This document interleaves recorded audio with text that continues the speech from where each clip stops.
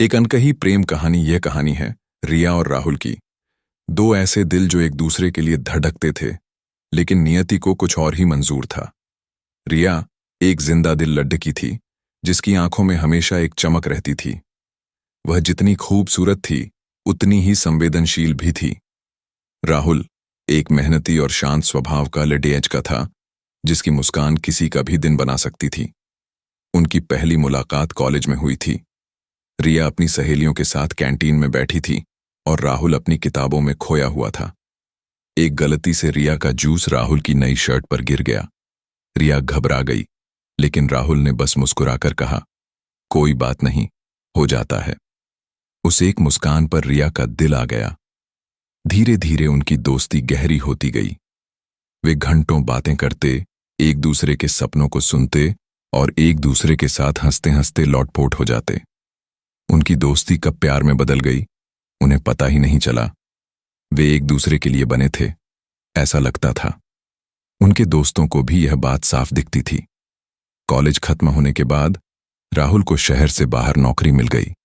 रिया का दिल बैठ गया, लेकिन राहुल ने उसे समझाया कि यह उनके भविष्य के लिए जरूरी है। उन्होंने दूर रहकर भी अपने प्यार को जिंदा रखा। वीडियो कॉल पर देर रात तक बातें करना, एक दूसरे को केयाचात लिखना और हर छुट्टी पर मिलने की कोशिश करना, यह उनका रूटीन बन गया था। सब कुछ ठीक चल रहा था, जब तक कि एक दिन राहुल ने रिया को बताया कि उसके माता पिता उसकी शादी कहीं और तय कर रहे हैं। राहुल ने बहुत कोशिश की, लेकिन उसके पिता अपनी बात पर अड़े हुए थे। रिया को जैसे तैसे पता चला कि राहुल के परिवार पर बहुत कर्ज था और यह शादी उस कर्ज को चुकाने का एक तरीका था।